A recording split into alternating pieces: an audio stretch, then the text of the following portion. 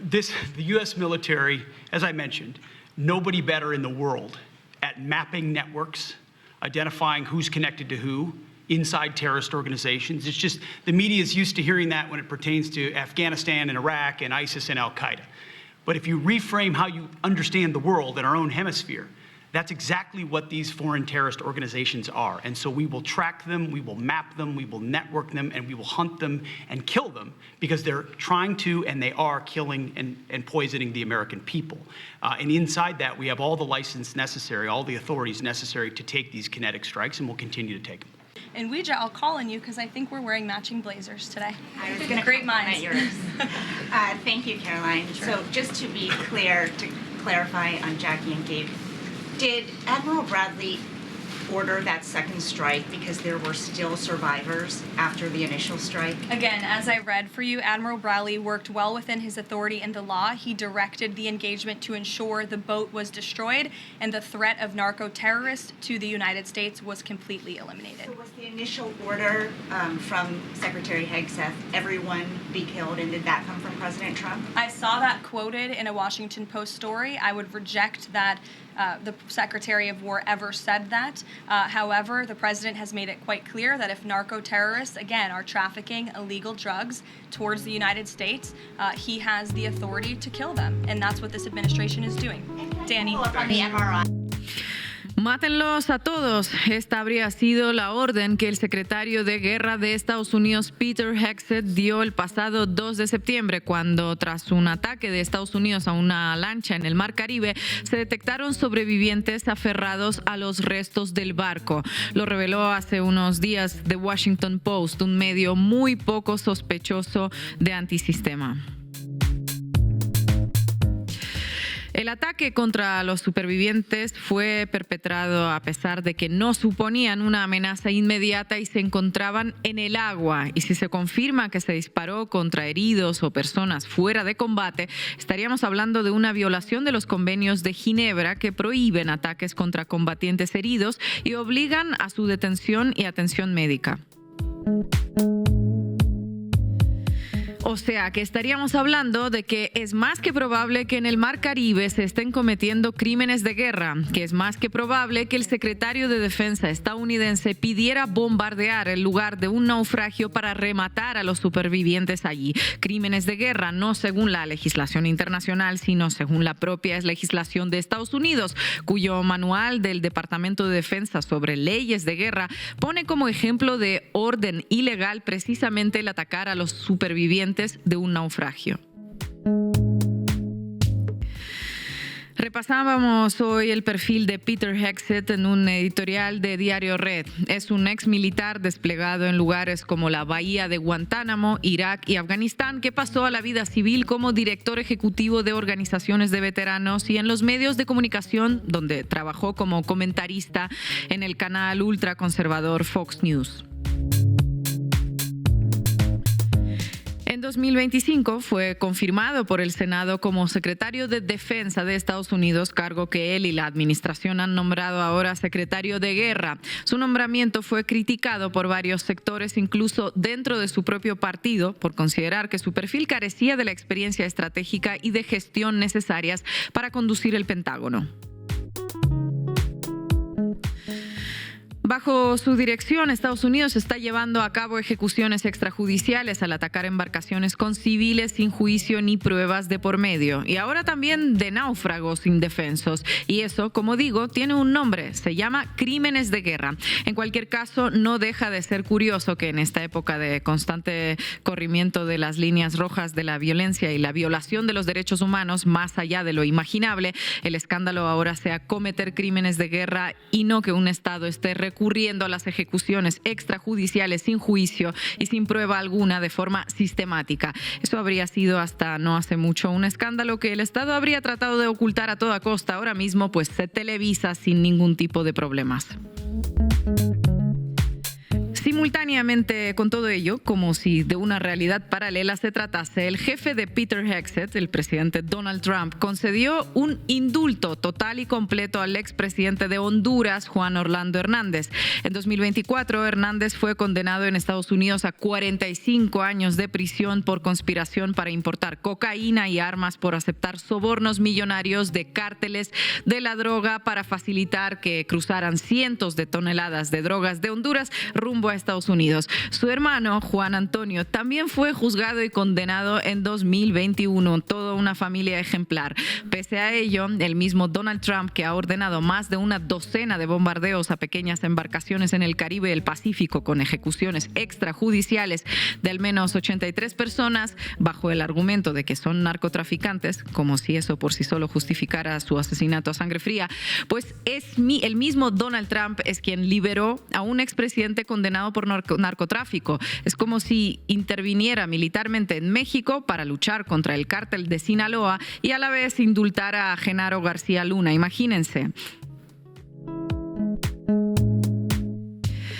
Entonces una se pregunta, ¿esto lo hacen personas en sus cabales o simplemente se trata de que hay narcos privilegiados y luego están pobres pescadores que pagan con su vida por un supuesto delito que ni ha sido procesado, ni sentenciado, ni probado en ninguna corte del planeta? Si un condenado por narcotráfico puede ser indultado por conveniencia electoral, preguntémonos qué clase de lucha contra la droga se está llevando a cabo entonces. Selectiva, hipócrita y funcional a intereses geopolíticos. Hoy en la base América Latina hablamos de los crímenes de guerra de Estados Unidos en el Caribe y de su guerra contra el narco, que a estas alturas incluye ya la liberación de los narcos de verdad, de los de camisa blanca y corbata. La doble vara de un tamaño que creíamos que no veríamos, pero cada día en este nuevo mundo distópico es una sorpresa y visto lo visto, no nos esperamos que este sea el último corrimiento desde lo inconcebible a lo cotidiano. Bienvenidos y bienvenidas. La base América Latina. Una posible investigación contra Peter Hegseth, una información de Washington Post que indica que habría ordenado rematar a 2 personas después de haberlas atacado en las aguas internacionales. Marco Teruggi, ¿qué se habla en Estados Unidos de ello? ¿Qué nos traes? Bueno, se habla de posibles crímenes de guerra que habría cometido, hay que ver quién exactamente, en todo caso se están pasando la pelota entre ellos porque habrían rematado a 2 personas luego de un primer bombardeo en aquella primera lancha el 2 de septiembre y eso está como extendiéndose y generando, hay que ver si una crisis, pero por lo menos un cuestionamiento muy fuerte por parte de los medios del Congreso a una política de asesinatos extrajudiciales que ahora puede ser también de crímenes de guerra. Estefanía Veloz, ¿cómo vamos de normalización de la violencia, de los asesinatos y de crímenes de guerra en los medios de información? Bueno, ¿cómo andan? Pues ahí vamos, como la doble vara que mencionabas al principio. Vamos a hablar sobre el artículo que hizo que se publicara esta información, como hay otros medios contradiciéndolo, y cuál es la relación en este momento de Pete Hegseth y del gobierno de Estados Unidos con los medios de comunicación, porque es importante en este momento la publicación de esta información. Y hoy, para analizarlo, también contaremos con la periodista, analista de geopolítica, columnista también de Diario Red. Les recomiendo mucho sus artículos y amiga también de la base América Latina, Naya Sanso. Arrancamos, Juanma. Debí tirar más datos. Con Marco Teruggi. Se denunció desde el 2 de septiembre, cuando ocurrió el primer bombardeo a una lancha en el Caribe por parte de Estados Unidos, que esos ataques constituían ejecuciones extrajudiciales o asesinatos. Lo dijo entonces Amnistía Internacional o la Oficina del Alto Comisionado de las Naciones Unidas para los Derechos Humanos, entre otras organizaciones. Pero al gobierno de Donald Trump y su secretario de guerra, Peter Hegseth, le importó muy poco, o más bien nada, las denuncias y demandas de detener los ataques y siguió adelante en su política de hundimiento de lanchas. Tanto así que desde ese 2 de septiembre, día en que bombardeó la primera lancha, hasta este mes de diciembre, Estados Unidos mató a 83 personas en 22 ataques que no solamente realizó en el Mar Caribe, sino que también amplió a las aguas del Pacífico. El mensaje fue claro: poco importa lo que denuncien, haremos lo que querramos, somos los Estados Unidos de América y yo soy Donald Trump. Pero, de repente la cuestión empezó a complicarse. Y se complicó a partir de una investigación investigación y denuncia publicada, como decíamos, por el Washington Post, donde se dio a conocer que en el ataque a la lancha aquel 2 de septiembre, es decir, el primero, no solo habría sido un bombardeo, sino dos. El segundo siendo contra 2 sobrevivientes de los 11 tripulantes que iban en la embarcación. O sea, bombardearon, quedaron 2 todavía vivos en medio del mar aferrados a algún resto de la lancha y desde Estados Unidos les apuntaron, dispararon otra vez y los mataron. Aunque en realidad, según reveló el medio The Hill este miércoles, no habrían sido 2 ataques, sino 4 ataques en total sobre la lancha. 4 ataques sobre una lancha sin capacidad de defensa en medio del Caribe. Una carnicería. 4 ataques contra una sola lancha. Imagínense. Y lo que empezó a complicar y mucho a Headset, que ven ahí en pantalla, fue el tema de los sobrevivientes, porque según el Washington Post, la orden de Headset al iniciar los ataques habría sido matarlos a todos, o sea, ni prisioneros ni sobrevivientes, que no quede nadie con vida. Y claro, si ya los bombardeos eran denunciados como asesinatos extrajudiciales, el hecho de matar sobrevivientes indefensos constituye un crimen de guerra según el derecho humanitario internacional, aunque ya sabemos que eso del derecho internacional y la dupla Trump-Hegseth no van de la mano.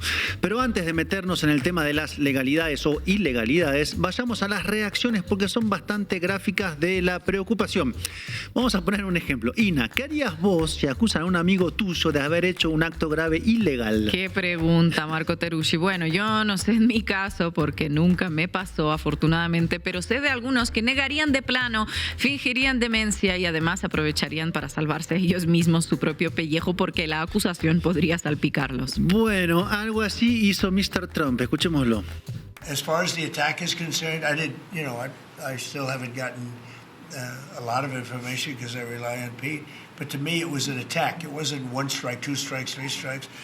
Somebody asked me a question about the second strike. I didn't know about the second strike. I didn't know anything about people. I wasn't involved in it. I knew they took out a boat.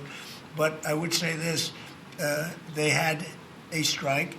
I hear the gentleman that was in charge of that is extraordinary. He's an extraordinary person. I'll let Pete speak about him. But Pete was satisfied. Pete didn't know about second attack having to do with 2 people. I guess Pete would have to speak to it. I can say this, I want those boats taken out. And if we have to, we'll attack on land also, just like we attack on sea. No hubo 2 ataques, dijo Trump. Ergo, Hegseth no es culpable de nada y por las dudas yo no sabía nada. Entonces, la primera reacción de Trump, que es el comandante en jefe de las Fuerzas Armadas de Estados Unidos y por ende jefe de Hegseth, fue negar que hubieran 2 ataques, es decir, que en el que se habrían asesinado a los sobrevivientes indefensos. Y el secretario de Guerra, a todo esto, ¿qué dijo, Marco? Adelante video. I did not personally see survivors, but I stand, because the thing was on fire. It was exploded and fire and smoke. You can't see anything. You got digital. This is called the fog of war. This is what you in the press don't understand. You sit in your air-conditioned offices or up on Capitol Hill and you nitpick and you plant fake stories in the Washington Post about kill everybody, phrases on anonymous sources not based in anything. Ustedes, ignorantes desde sus oficinas, no entienden nada. No vi nada porque había cosas, humo, confusión. No me hablen de esos tales sobrevivientes. Faltó que dijera, no vi, no me acuerdo, y si no me acuerdo, no pasó. De hecho, hay una canción de Thalía que se llama así. Y vieron que utiliza el concepto que explicamos acá en la base América Latina hace algunas semanas, la bruma, la niebla de la guerra, que es de Karl von Clausewitz. Bueno, por lo visto, Hegseth en realidad no leyó el libro y pensó que la bruma se refería literalmente a la bruma después de una explosión y no a una estrategia de confusión del enemigo en una guerra. Pero Hegseth también dijo que en realidad sí, que pudo haber habido un segundo ataque, que él estuvo al inicio pero luego se fue y que la responsabilidad entonces sería de otro, como es el alto cargo del ejército que estaba al frente de la operación, el almirante Frank Bradley. Nada como echarle la culpa al que está abajo. I watched that first strike live. As you can imagine, at the Department of War, we got a lot of things to do. So I didn't stick around for the hour and 2 hours, whatever, where all the sensitive site exploitation digitally occurs. So I moved on to my next meeting. A couple of hours later, I learned that commander had made which he had the complete authority to do, and by the way, Admiral Bradley made the correct decision to ultimately sink the boat and eliminate the threat. He sunk the boat, and eliminated the threat. And it was the right call. We have his back. And the American people are safer because narco-terrorists know you can't bring drugs through the water and eventually on land if necessary. Bueno, y el tema es que las explicaciones claramente brumosas de la Casa Blanca y el secretario de Guerra no dejaron conformes a muchos y le preguntaron por el tema a la portavoz de la Casa Blanca, Caroline Leavitt. Why won't the administration either confirm or deny or reveal whether or not there were survivors after that initial first strike? And what imminent threat would two survivors pose who were clinging presumably to the wreckage of that boat? Again, as I said, I think you guys are sort of not listening fully to the statement I've provided. Admiral Bradley worked well within his authority and the law, directing the engagement to ensure the boat was totally destroyed and the threat to the narco-terrorists, to the United States, was eliminated. And for any further questions about his thinking, I would defer you to the Department of War. I obviously wasn't in the room for these strikes. Entonces se desprende, como titularon muchos medios, que la Casa Blanca sí confirmó un segundo ataque, pero le quitó la responsabilidad evidentemente a Trump, también a Hexet, y la depositó en el alto cargo del ejército que estaba al frente de la operación, el almirante Frank Bradley. Entonces, al final sí hubo un segundo ataque donde sí mataron a 2 sobrevivientes. Esa sería la conclusión que se desprende de las diferentes declaraciones y que los 2 primeros responsables en la cadena de mando le pasaron el peso de la decisión al tercero o cuarto en orden de mando, lavándose así las manos. ¿Recuerdan el programa que hicimos para explicar por qué había anunciado su renuncia anticipada el jefe del Comando Sur, Elwin Halsey, y cómo estaba relacionado todo eso con este temita? Bueno, ahí está, porque las acusaciones de crímenes de guerra son muy graves. Y ahora sí, adentrémonos en este asunto del derecho humanitario internacional. Leo la definición del Comité Internacional de la Cruz Roja. Primero, la definición del derecho internacional humanitario. Comillas, es un conjunto de normas que, por razones humanitarias, trata de limitar los efectos de los conflictos armados, protege a las personas que no participan o que ya no participan en los combates y limita los medios y métodos de la guerra para hacer la guerra. Bien, reglas humanitarias para que la guerra no sea un vale todo. ¿Y qué dice este derecho internacional en el caso de los sobrevivientes, Estefanía? Los derechos de los heridos y los enfermos deben ser respetados en todas las circunstancias. Están estrictamente prohibidos los atentados contra su vida y su persona, dice textual. Traducción: no se pueden rematar a prisioneros porque eso es un crimen de guerra. Por eso la denuncia del segundo bombardeo del 2 de septiembre es tan grave. Y una de las consecuencias políticas es que los líderes del Comité de Servicios Armados, tanto en la Cámara Baja como en el Senado, abrieron investigaciones sobre lo ocurrido. Como dijo, por ejemplo, el senador demócrata por Virginia, Tim Kaine, de ser cierto ese segundo ataque, esto alcanza el nivel de un crimen de guerra. Y sigamos con el tema del derecho internacional o del derecho dentro de Estados Unidos, que es un tema que estuvo sobre la mesa desde el inicio de los bombardeos de lanchas. Porque, ¿cuál es el argumento de la Casa Blanca y de Hexet? Bueno, que Estados Unidos está en un conflicto armado contra los cárteles de la droga, designados como organizaciones terroristas, y por ende tiene derecho a atacarlos. Una explicación que presentó Trump cuando se habían asesinado a 17 personas, dicho sea de paso. Ergo, serían operaciones dentro de un conflicto armado, en una suerte de legalidad ad hoc creada por Trump, para justificar los bombardeos. Y supongamos por un minuto que Estados Unidos tenga, según esa lógica, el derecho de su lado y que eso le permita bombardear lanchas sin intentar ni siquiera interceptarlas primero ni demostrar que son narcotraficantes. ¿Cómo explicaría que remató a sangre fría a 2 supervivientes? No tiene cómo hacerlo, Ina, y no hay por dónde. Y ahora dejemos de lado algún tipo de marco legal inventado por Trump y veamos la realidad de los hechos. Estados Unidos bombardeó ya 22 lanchas y mató a 83 personas, ejecutó también a sobrevivientes. Y eso es solo la puntita del iceberg de lo que sabemos, porque ¿en qué otros casos también se decidió matar a náufragos? Esto recién empieza a destaparse, me parece. Y si vamos al tema de la lucha contra los cárteles, que sería el gran pretexto de todo esto, veamos lo que pasó esta semana con el indulto y liberación del expresidente de Honduras, Juan Orlando Hernández, que había sido condenado a 45 módicos años de prisión en Estados Unidos por narcotráfico. ¿Saben cuánto había contrabandeado a Estados Unidos? 400 toneladas de cocaína. Nada, unas migajas. Y adivinen con quién hacía negocios el expresidente que fue indultado. indultado según la justicia de Estados Unidos? Bueno, déjame pensar, no sé, yo con el Chapo Guzmán, por ejemplo, del cártel de Sinaloa, una organización declarada terrorista por Trump a principios de este mismo año. Y Trump no solo liberó a Juan Orlando Hernández, sino que apoyó al candidato de su partido en las presidenciales del domingo pasado, Nasri Asfura, que podría terminar siendo presidente. Se entiende, ¿no? No resiste ninguna explicación. Si Trump enfrenta a los cárteles narcoterroristas, ¿por qué libera a un jefe narcotraficante relacionado con uno de esos cárteles y apoya a su partido político para que su candidato sea presidente? Y a todo esto, ¿cómo está el gran despliegue de Estados Unidos en el Caribe en su lucha contra los cárteles narcoterroristas, que en realidad ya sabemos que es contra el gobierno venezolano? ¿Qué ha pasado? Bueno, tenemos novedades sobre ese tema, pero vayamos primero con la versión directa de Miraflores y luego la interpretamos. Yo tuve una llamada y conversé con el presidente de Estados Unidos, Donald Trump. Puedo decir que la conversación fue en un tono de respeto. Inclusive, puedo decir que fue cordial entre el presidente de los Estados Unidos y el presidente de Venezuela. Digo más, si esa llamada significa que se están dando pasos hacia un diálogo respetuoso de Estado a Estado, de país a país, bienvenido el diálogo, bienvenido la diplomacia, porque siempre buscaremos la paz. Welcome dialogue, welcome diplomats, welcome the peace. Peace, yes. War, never, never in the life.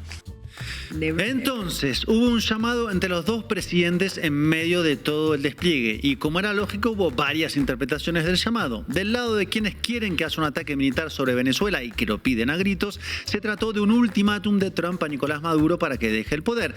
Del lado de quienes no quieren una solución armada, sino negociada en medio de esta presión militar, se trató de un primer paso en un diálogo. ¿Con qué resultado hipotético a la postre? Bueno, todavía no tenemos la bola de cristal. Y hablando de Venezuela y las lanchas hundidas, ¿vieron las últimas novedades al respecto?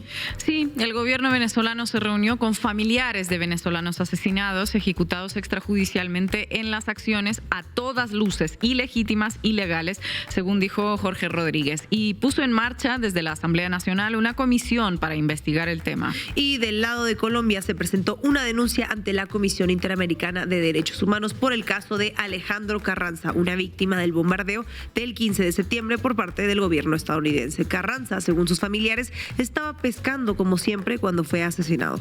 El círculo empieza de a poco a cerrarse y a apretar. Tal vez Trump opte finalmente por soltarle la mano a Hegseth, el ex presentador de Fox, convertido en bombardero de lanchas en el Caribe. Se sabe, acá no hay lealtades, sino intereses. Lo que sirve se mantiene, lo que estorba se descarta. Pragmatismo transaccional a lo Trump. Un pragmatismo que bien podría llevarlo, de hecho, a terminar negociando con Maduro luego de 4 meses de un gigantesco despliegue militar, portaaviones incluido, que lo único que tristemente ha hecho es bombardear lanchas en el mar y ahora se sabe rematar a sobrevivientes indefensos. Gracias, compañero. Stop the invasion. And then we're proud to be going on the offense. Counter-cartel operations. And it's not counter-cartel, as was mentioned. These are designated terrorist organizations, foreign terrorist organizations. Our generation spent the better part of 2 decades hunting Al-Qaeda, hunting ISIS. Well, as the president said, this is the ISIS, this is the Al-Qaeda of the Western Hemisphere. They intimidate, they terrorize, they extort, they poison the American people. The president's right. Every boat we strike is 25,000 Americans whose lives are saved because of the drugs that were headed in our direction. So our message to these foreign terrorist organizations is we will treat you like we have treated Al-Qaeda. We will find you, we will map your networks, we will hunt you down, and we will kill you. And you've seen that evidence in the maritime domain, whether it's in the Caribbean or in the Pacific with the last 2 strikes. We know exactly who these people are. We know what networks they work with, what foreign terrorist organizations they're a part of. We know where they're going, where they originated from, what they're carrying. And they know we know. A calzón quitado, dicen en mi pueblo, en Daguestán, compañera. ¿Qué pueblo es ese? ¿En Daguestán? No. Kislar se llama. Claro, pues sonaba familia. Bueno, vamos arriba. Cuéntamelo todo y exagera, con Estefanía Veloz. En Estados Unidos se está hablando de una cosa, crímenes de guerra y si Pete Hegseth cometió uno. De hecho, lo que vemos en pantalla es la portada de hoy de Washington Post, ¿cierto? Así es, y el 28 de noviembre The Washington Post publicó una investigación titulada La orden de Hegseth en el primer ataque a un bote en el Caribe. Dicen funcionarios, mátenlos a todos. El artículo detalla que el secretario de Defensa Pete Hegseth dio una orden verbal, matar a todos los tripulantes de un bote sospechoso de narcotráfico el 2 de septiembre del 2025. Después del primer ataque con misil, 2 sobrevivientes quedaron aferrados al barco en llamas y el Washington Post asegura que el comandante de operaciones especiales ordenó un segundo ataque para cumplir la directiva de Hegseth. Pero antes de entrar al análisis de los medios, hay algo que debemos establecer sobre el historial de Pete Hegseth con los periodistas de Estados Unidos en los últimos meses. Recordemos que él mismo viene de ser un presentador de noticias en Fox News, la televisora de confianza de Donald Trump. Y desde que asumió como secretario de Defensa, Hegseth ha tenido múltiples confrontaciones con la prensa. De hecho, en mayo del 2025 implementó nuevas restricciones que prohibían a los periodistas acceder a ciertas áreas del Pentágono sin una escolta oficial. Pero lo más polémico llegó en septiembre. ¿Qué pasó en septiembre? Cuéntanos. Bueno, el 19 de septiembre del 2025, Hegseth emitió un memorándum de 17 páginas que requería que los periodistas firmaran un contrato reconociendo que la información del Departamento de Defensa debe ser aprobada para su divulgación pública por un funcionario autorizado antes de su publicación, incluso si no está clasificada. A ver si lo entiendo. Palabras más, palabras menos. Esto significaba que los periodistas debían obtener aprobación previa del gobierno para publicar cualquier información sobre el Pentágono, incluso si no era clasificada. No estamos en tiempos de guerra, ojo, eso es censura. Y eso va directamente contra el principio de libertad de prensa en la primera enmienda estadounidense. ¿No es así esa que defienden tanto? Y sí, así lo vieron varios medios. La Asociación de Prensa del Pentágono describió el memorándum como un ataque directo a la libertad de prensa y al derecho de Estados Unidos a saber qué está haciendo el ejército. Kevin Marone, oficial fundador de la asociación, dijo que es anti-norteamericano y peligroso. Incluso fue noticia que varios medios entregaron sus credenciales de prensa el 15 de octubre en lugar de firmar el nuevo acuerdo. No, esto no puede ser. El país de las libertades no ataca a la prensa. Esto es de otros países autoritarios. Y entonces, ¿quién cubre el Pentágono ahora, Estefanía? Bueno, te vas a sorprender porque Hegseth creó lo que su equipo de comunicaciones llama el nuevo cuerpo de prensa del Pentágono, que tiene a influencers y creadores de contenido pro-Trump que aceptaron las nuevas restricciones a pesar de su falta general de experiencia en la cobertura militar, como lo hizo Milei en Argentina, Marco, más o menos. Mientras tanto, los periodistas veteranos que entregaron sus credenciales continúan reportando sobre el Pentágono, pero desde afuera de sus 5 muros. Incluso el portavoz del Pentágono, Sean Parnell, afirmó que esos periodistas eligieron autodeportarse y que no se les extrañará. The press corps at the Pentagon turned in their access badges after rejecting a new media policy by the defense secretary. Reporters cleaned out their workspaces in the building before a 4 p.m. deadline to either sign the policy or leave.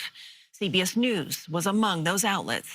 The new rules include banning press from the building if they report on any information not officially approved for release by Pete Hegseth. Moving day at the Pentagon today, but it wasn't a happy one for reporters. Reporters, dozens of them, turned in their access badges and moved out of the Pentagon rather than agree to new restrictions on how they work imposed by Defense Secretary Pete Hegseth. Controversy this morning around the U.S. Secretary of Defense, Pete Hegseth.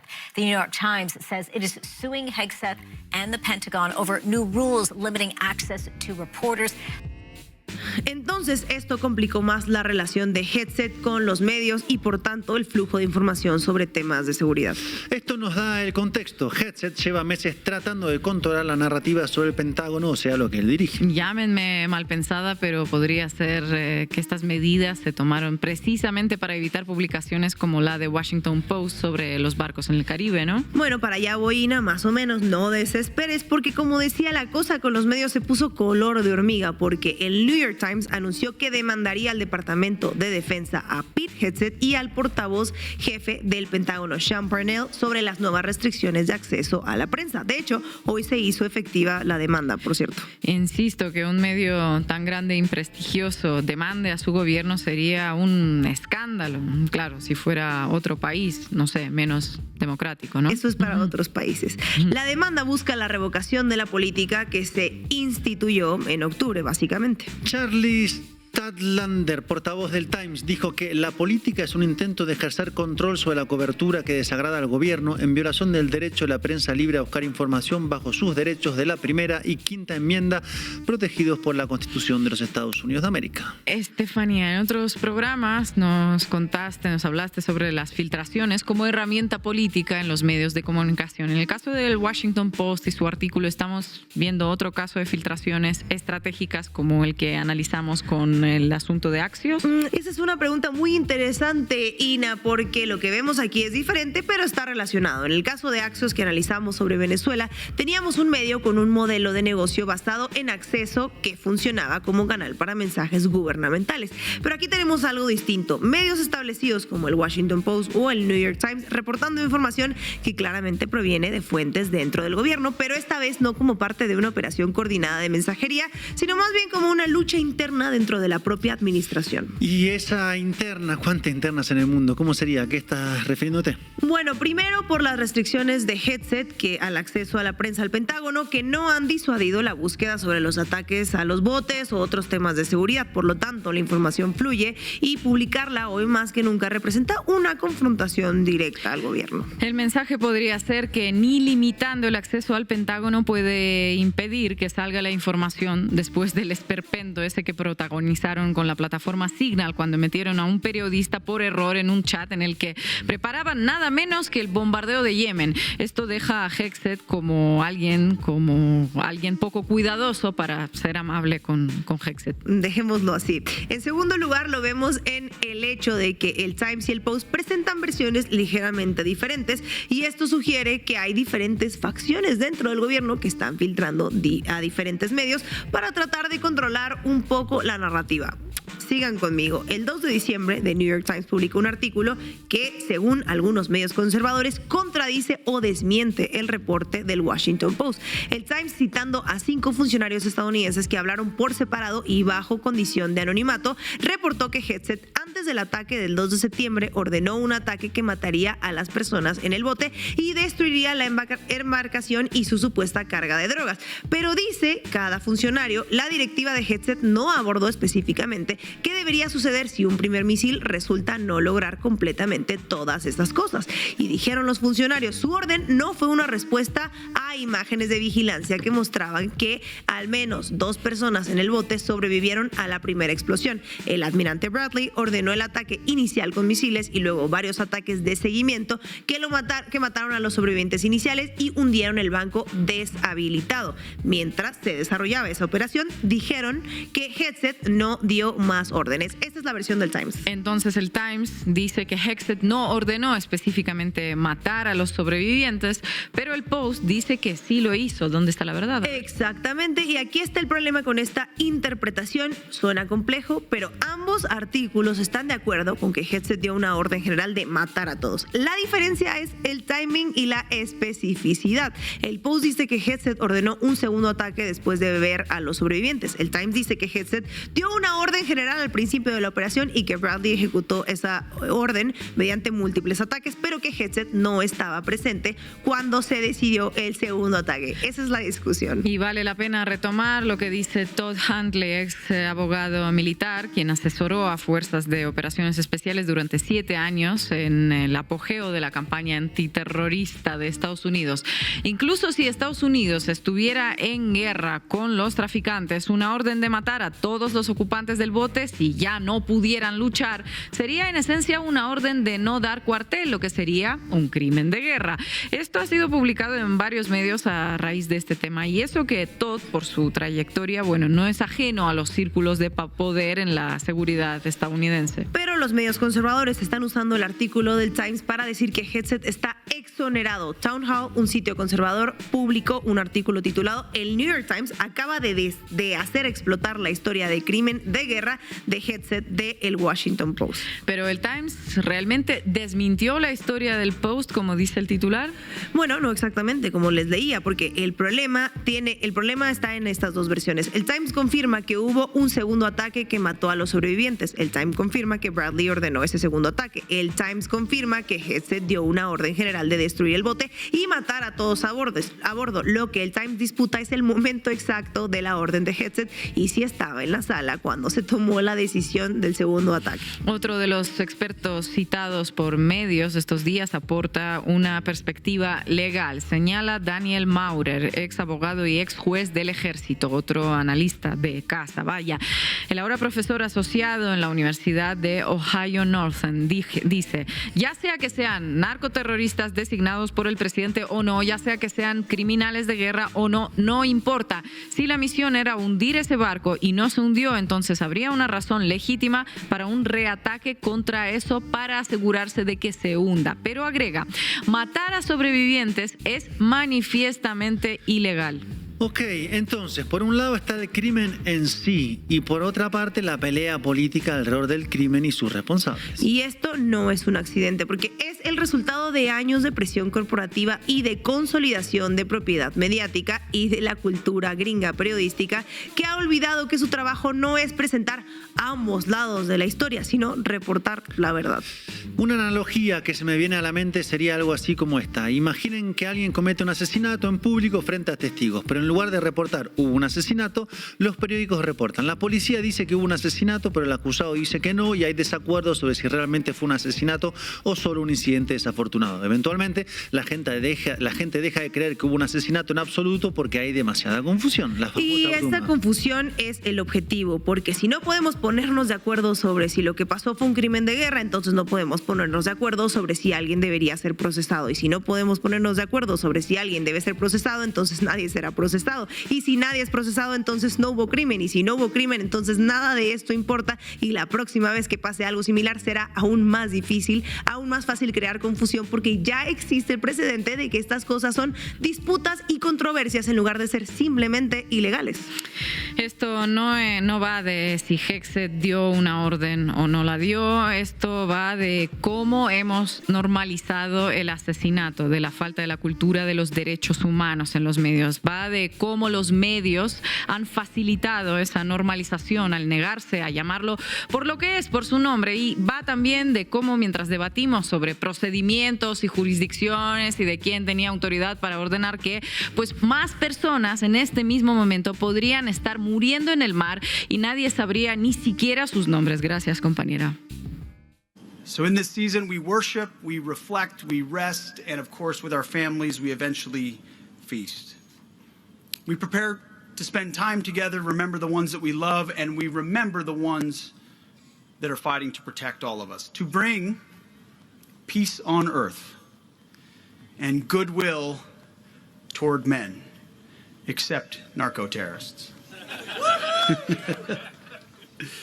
We want to ensure every family everywhere enjoys a peaceful Christmas Eve and Christmas Day. That's our job. President Trump is bringing, on behalf of the American people, peace through strength. And you get that peace through strength. This is the Strength Department.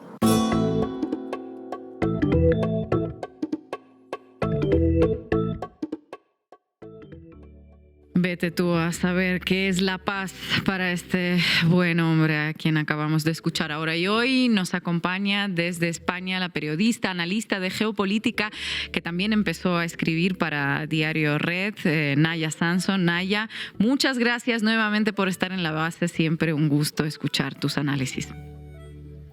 placer siempre poder saludaros y poder veros a todos, aunque sea en la distancia. Naya, ¿qué implicaciones puede tener esta investigación dentro de Estados Unidos sobre los presuntos crímenes de guerra que podrían estar cometiendo según su propia legislación en el Caribe? Bueno, si vemos cómo Juan Orlando Hernández ha salido de prisión, donde estaba condenado por conspiración para el narcotráfico en Estados Unidos, vemos que las cosas tampoco en Estados Unidos son nunca definitivas. Llevamos muchos años analizando la política exterior de Estados Unidos y sobre todo esos procesos internos, esas luchas entre partidos que se producen ya sea por la política interior y también por la política exterior. La política exterior de Estados Unidos sirve sobre todo como arma de guerra contra bandos opuestos, contra el partido opuesto.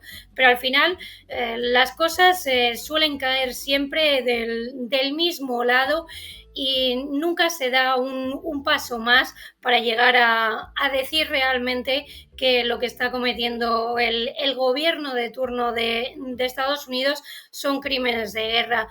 Si vemos las declaraciones de los demócratas, que ahora mismo teóricamente son la oposición, no hay nada realmente que nos diga que puedan llegar a dar ese paso de desmarcarse completamente de la política exterior de Donald Trump. Los ataques, lo vimos también en verano, ese ataque contra Irán, se criticó más que nada por tecnicismos, porque Donald Trump no había ido al Congreso a permitir a los demócratas que votaran a favor de bombardear Irán. Ahora estamos viendo una cosa relativamente parecida.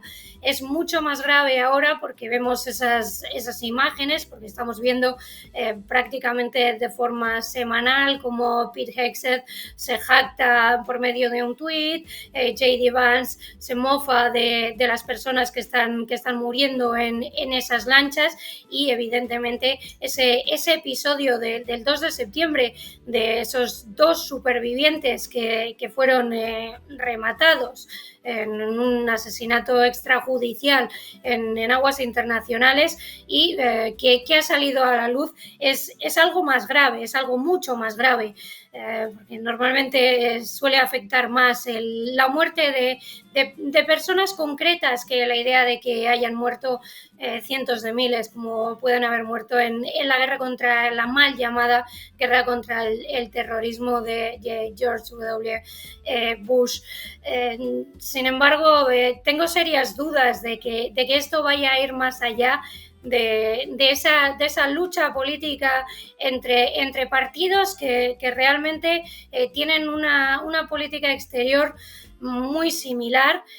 Podemos ir contra Pete Hegseth, pueden dirigirse esa lucha contra personas concretas, pero al final el Partido Demócrata siempre se va a alinear con esa política exterior de los halcones, con la que se ha alineado durante todos estos años desde la lucha contra el terrorismo en Oriente Medio. La política exterior de Estados Unidos sirve más que nada para eso, para mostrar fuerza en esas luchas internas, especialmente ahora que el Partido Demócrata no tiene realmente grandes argumentos para hacer oposición a Donald Trump en la propia política interna. Naya, gracias por estar en la base América Latina. ¿Qué opinión, análisis te merece el indulto, lo mencionabas, de Juan Orlando Hernández en medio de toda esta lucha contra el narco? Porque uno percibe como hasta un tiro al pie en la propia narrativa de Trump, o tal vez es que no le importe, pero ¿cómo lo lees? Sí, Trump no busca coherencia, no la necesita tampoco. Esa parte del Partido Republicano que se ha adherido a él, salvo algunas excepciones que las hemos visto también, Marjorie Taylor Greene sería el principal exponente, Tucker Carlson en ocasiones, de personas que se han desmarcado realmente de esa parte del intervencionismo trumpista. Ellos se creyeron esa idea de que Trump iba a ser aislacionista, que no iba a ser intervencionista, nunca iba a serlo. La narrativa de este ataque contra Venezuela está basada en ese narcoterrorismo, el narcocomunismo, depende de qué persona hable de ello, cambia un poquitín los términos, pero al final todos van a lo mismo. En este contexto de esta seria lucha contra las drogas, cada lancha eliminada salva centenares de miles de vidas estadounidenses, pero Juan Orlando Hernández estaba condenado en Estados Unidos. Vamos a recordar que ni siquiera Trump se puede escudar en que ha sido la justicia de una república bananera de su patio trasero quien ha condenado a ese pobre hombre. Ha sido la justicia de Estados Unidos en un caso que empezó durante el primer mandato de Donald Trump. Juan Orlando Hernández fue condenado ya en tiempos de Biden-Harris, que es lo que alega ahora Donald Trump, que todo era una venganza política de Juan Orlando Hernández. Era una buena persona que estaba intentando detener las vías migratorias, estaba intentando ayudar a Donald Trump a paralizar tanto la inmigración como el narcotráfico, por lo que estaba condenado tanto él como su hermano. La lógica aquí está en que Trump se escuda, se fía de ese entorno que le ha seguido desde hace tantos años. El lobista aquí parece haber sido Roger Stone, que es una figura un tanto grotesca, que se ha dedicado a los lobbies, a ganar dinero. Viene de los tiempos de Nixon, era seguidor de Roy Cohn, el fiscal que llevó a la silla eléctrica a los Rosenberg. Son personas muy oscuras y que además presumen de ello. Trump ahora dice que todo Honduras le estaba pidiendo, tantas personas en Honduras le estaban exigiendo ese perdón, ese indulto a Juan Orlando Hernández, que ha sido alguien que estaba ayudando a Donald Trump y que era víctima del lawfare de Biden y Harris, que querían apoyar a sus homólogos ideológicos. Recordamos quién era presidente y quién era secretaria de Estado cuando fue derrocado Gabriel Zelaya. Nada tiene sentido en esta historia, salvo que Donald Trump está dispuesto a hacer lo que haga falta para conseguir sus objetivos. De la misma forma que intervino en las elecciones de Argentina, ha intervenido ahora dando la orden a la población de Honduras por quién tienen que votar, y Juan Orlando Hernández es aliado de ese bando, que es el bando de Donald Trump. No tiene por qué tener coherencia, no tenemos por qué buscar una narrativa coherente en lo que está ocurriendo en el Caribe y lo que Donald Trump está haciendo ahora en Honduras, simplemente porque no la tiene. Esto no va de la droga, no va ni siquiera de la inmigración. La cuestión aquí es la hegemonía de Estados Unidos en el continente americano. Todo esto no tiene nada que ver con ninguna lucha contra ningún terrorismo, ni contra Irán, ni contra Hezbollah. Es una cuestión pura y duramente de poder. A Estados Unidos le molestan todos los gobiernos que no sean afines a su bando. Por eso le molesta Nicolás Maduro, de la misma forma que le molesta a Petro, que más adelante posiblemente le moleste de la misma manera Sheinbaum. Esto no va de qué ocurre en el Caribe, sino de cuánto puede mandar Donald Trump y cuánto puede mandar Estados Unidos en el continente americano. Naya, me da muchísimo gusto saludarte. Sumando a esto que decías, quiero preguntarte, a estas alturas y viendo que continúan las amenazas a Venezuela, ¿cuál crees que va a ser el plan de Estados Unidos con respecto al despliegue en el Caribe? Lo comentábamos aquel 2 de septiembre, ahí mismo en el plató de la base América Latina, que nadie moviliza tantos recursos para nada. Aquel día se producía el primer bombardeo, desde entonces el despliegue no ha hecho más que aumentar. Nadie necesita portaaviones para luchar contra la droga, es matar moscas a cañonazos. Donald Trump ya ha advertido de que los ataques en tierra comenzarán pronto contra Venezuela, contra Colombia. También ha amenazado a México. Todo indica que va a haber algún tipo de ataque. Lo que no sabemos es si será para intentar realizar una operación de decapitación, es decir, para intentar asesinar ya sea a Nicolás Maduro o a su entorno para obligarle a salir del país, o si serán una serie de bombardeos más ejemplares en busca de seguir aumentando la presión, que es lo que lleva varios meses haciendo. Con Donald Trump realmente nunca se sabe. Esa es esa teoría del caos, esa forma que él tiene de tenernos siempre en ascuas sin saber muy bien qué es lo que va a hacer. Pero una vez que él ya anuncia que puede haber bombardeos terrestres, es lo más probable que se produzcan en algún momento. No sabemos si a medio o a corto o incluso a muy corto plazo. Naya, muchísimas gracias por tu análisis. Te mandamos un abrazo desde aquí y te esperamos algún día en este estudio de nuevo. Saludos, espero veros pronto. Y llegamos al final del programa. Esta semana hemos cumplido 100 primeros programas de la base América Latina. Un aplauso de nuevo. No se olviden de suscribirse al canal La Base América Latina en YouTube. Al margen de estos 100 programas, queremos llegar a 1 millón de suscriptores y más y más y más, y que nuestra información llegue a más personas. También les vamos a dejar el QR para que se hagan socias y socios de Canal Red. Es muy importante apoyar nuestro trabajo, un trabajo soberano e independiente desde un lugar muy claro. Y también les vamos a dejar otro QR que les va a llevar directamente a la playlist de la base América Latina en Spotify. Nos vamos a ver el lunes. Mientras tanto, aprovechen el fin de semana que viene para verse los programitas que hicimos a lo largo de la semana, que valen mucho la pena. Hasta pronto.